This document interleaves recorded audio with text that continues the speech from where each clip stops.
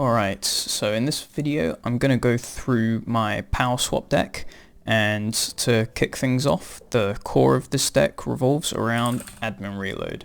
This card says when you stow your weapon it reloads. What's important to note about this is you reload your gun at the same speed as you would in your hands while it's holstered. So you need your gun to have a magazine capacity large enough so that it can shoot for a longer period of time than the weapon reloads while holstered. So with that, I do take some reload speed, and I generally go for the ammo belt cold brew coffee combo.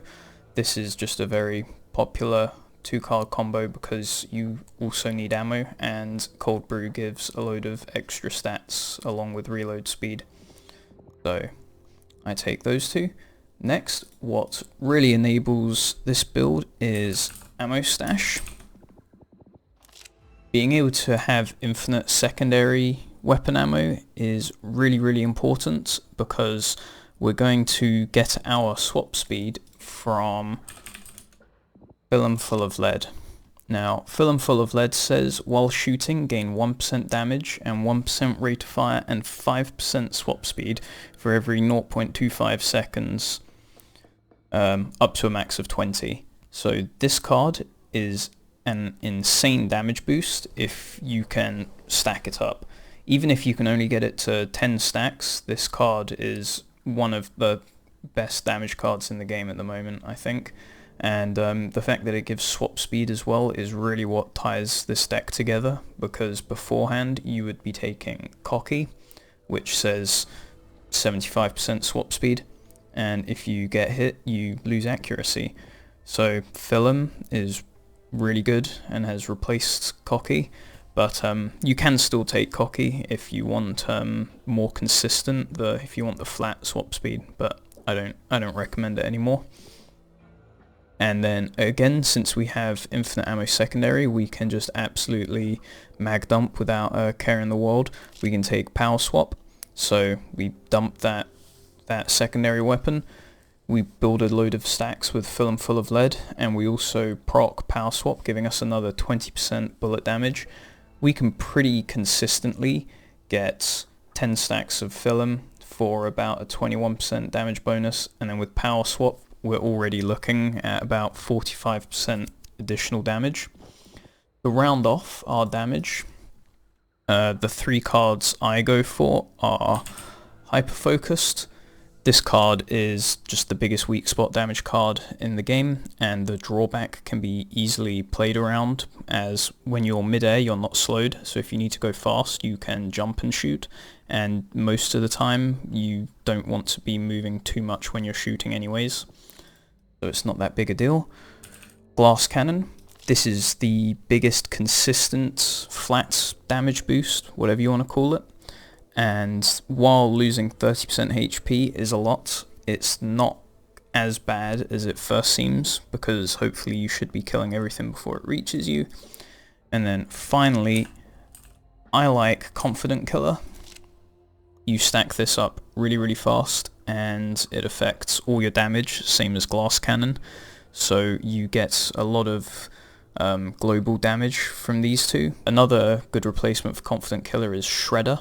Shredder is another 15% damage bonus, but you have to rack it up every time, whereas Confident Killer you just rack it up once per mission, and on No Hope you rack this up pretty fast. So with that we have our basically the deck is built. We can reload our holstered weapons quickly, we can swap quickly, we have loads of damage. So to round this out, I normally take Empowered Assault.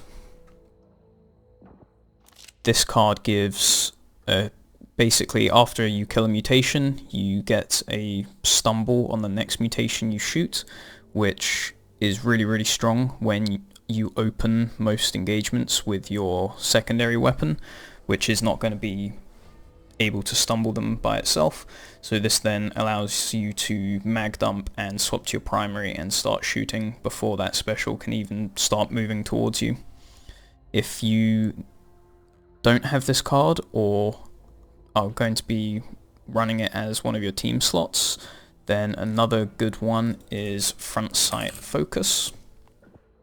I like this card as well if I can take it, because the accuracy and recoil control makes a lot more weapons viable. You may have noticed that this is a weapon agnostic deck. It's not really built with any weapon in mind. I jump around between ARs, LMGs and SMGs, and the extra accuracy, aim speed and recoil control all come in really handy for weapons like the SCAR, the the RPK, and even the aim speed will help with some of the snipers a little bit too. But generally I try to keep this to 10 cards. And then to round the deck out, I always get some movement speed. I normally go with either Run Like Hell or Mad Dash. Either are good choices. And then the last 4 are going to be team cards. So this can be anything from scavs like Copper Scav, or if you're going to play Hang, Food Scav. This can be Amped Up or On Your Marks. All really good cards. If you wanted to, you could put Shredder or Empowered Assault down here if you wanted even more damage.